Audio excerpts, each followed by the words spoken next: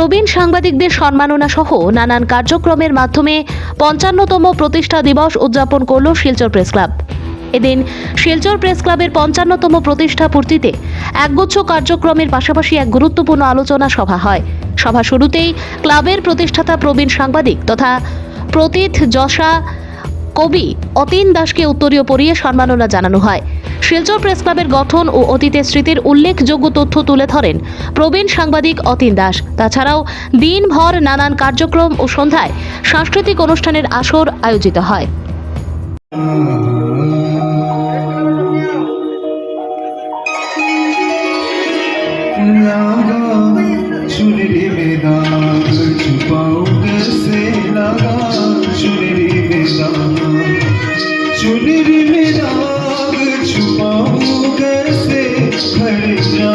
আসামে করেছিল একটা ইউনিভার্সিটি হবে, সেন্ট্রাল ইউনিভার্সিটি, প্রথম ইউনিভার্সিটি হবে। এখন মতে সেটা যারা আন্দোলনকারী তারা পাওয়ার কথা ছিল, কিন্তু আমাদের রাজনৈতিক নেতৃত্ব যারা ছিল, বিশেষ করে সন্তোষ মোহন দেবের মতো একজন নেতা থাকার জন্য আমরা সেটা ছিনিয়ে নিয়ে আসতে পেরেছি।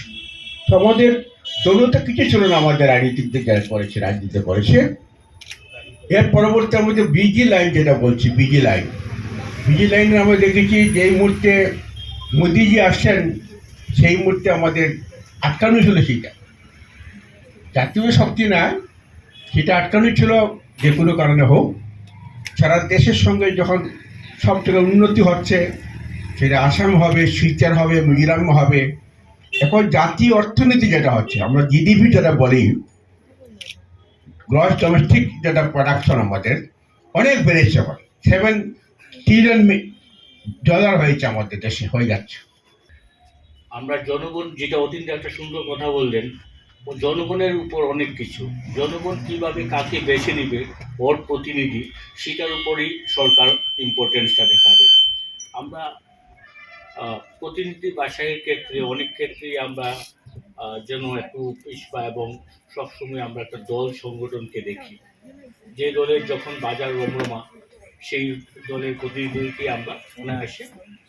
বরাক উপত্যকার শেষ যারা ছিলেন, আজকে থেকে কয়েক বছর আগেও যারা রাজনীতিতে বেশ সক্রিয়ভাবে ছিলেন, শ্রদ্ধেয় গোবিন্দ পুরকায়স্থ এবং সন্তোষ মোহন দেব, যাকে আমরা রানাদা হিসাবে জানি, ওনারা কিন্তু খুব ভালোভাবে দিল্লি এবং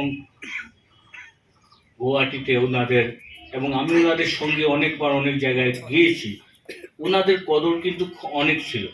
আজ পর্যন্ত নিরবিচ্ছিন্নভাবে এর প্রতিষ্ঠা দিবসে উপস্থিত থাকতে পারছি, এটা একটা বিরল ঘটনা। এটা সাধারণত হয় না।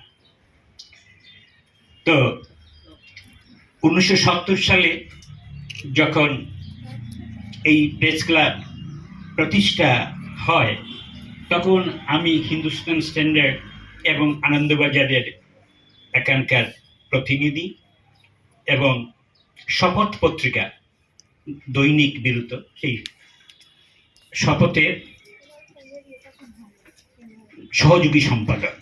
ওই পত্রিকার সম্পাদক ছিলেন কমলেন্দু ভট্টাচার্য।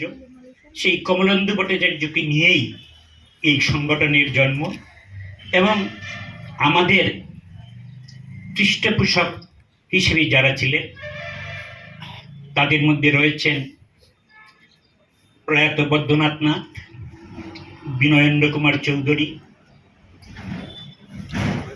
আতাউর রহমান খান, হরেন্দ্রচন্দ্র সেন, এবং এই ধরনের বহু সাংবাদিক যারা আজ এই পৃথিবীতে নেই।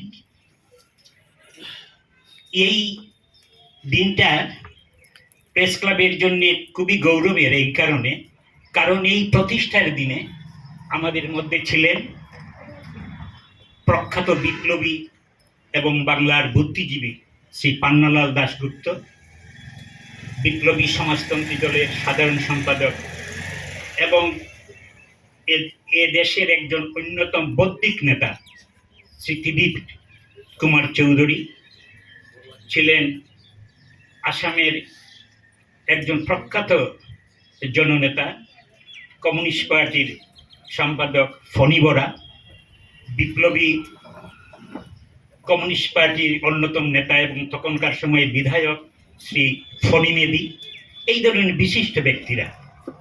যাই হোক, বিভিন্ন ঘটনা পরম্পরার মধ্য দিয়ে আমরা আমাদের নিজস্ব জমিতে আমরা আমাদের অফিস তৈরি করতে সক্ষম হয়েছিলাম এবং এটা করতে গিয়ে প্রেস ক্লাবের ৫৫তম প্রতিষ্ঠা দিবস উপলক্ষে আজ দিনভর বিভিন্ন কর্মসূচি ছিল এবং এই কর্মসূচির মধ্যে অত্যন্ত গুরুত্বপূর্ণ একটি বিষয় ছিল, সেটি হলো একটা আলোচনা সভা এবং আলোচনার বিষয় ছিল বরাক উপত্যকার রাজনৈতিক নেতৃত্ব দিল্লি দিশপুরে গুরুত্ব পাচ্ছেন কতটুকু, এ নিয়ে এ অঞ্চলের বিশিষ্ট জনেরা যারা বিভিন্ন দিক থেকে এ অঞ্চলকে প্রতিনিধিত্ব করে চলেছেন, রাজনৈতিক, সামাজিক, সাংস্কৃতিক, তারা তাদের অভিমত ব্যক্ত করেছেন এবং ইতিবাচক নেতিবাচক দুটি দিকই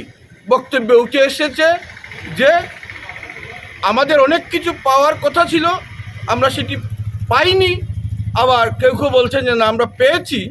তো সব মিলিয়ে যে কথাটুকু উঠে এসেছে যে সেটি হলো যে এক সময় দিল্লি দিশপুরে এ অঞ্চলের বলিষ্ঠ রাজনৈতিক নেতৃত্ব যে গুরুত্ব পাচ্ছেন সেটি এখন সেভাবে হচ্ছে না, তারা সেই গ্রহণযোগ্যতাটুকু বহু ক্ষেত্রে হারিয়ে ফেলেছেন।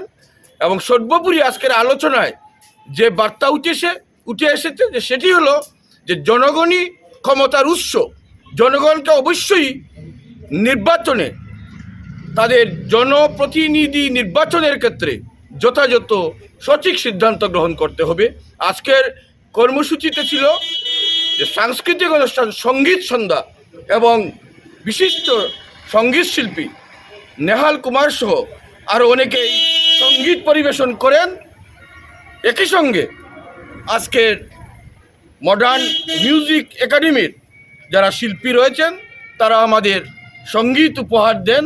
আজকের শিলচর প্রেস ক্লাবের প্রতিষ্ঠা দিবসে আমরা এই বার্তা দিতে চাই যে এ অঞ্চলের সাংবাদিকরা বিভিন্ন ক্ষেত্রে নিষ্ঠার সঙ্গে যেভাবে দায়িত্ব পালন করে চলেছেন, আগামী দিনে আমরা এই অঞ্চলকে এগিয়ে নিয়ে যাওয়ার জন্য আরও অনেক বেশি দায়িত্ব পালন করব, এই অঙ্গীকারের কথাও ব্যক্ত করা হয় এবং একই সঙ্গে সাংবাদিকদের অভিনন্দন জ্ঞাপন করা হয় যে যেভাবে তারা এ অঞ্চলের আর্থসামাজিক উন্নয়নের ক্ষেত্রে তাদের দায়িত্ব পালন করে চলেছে।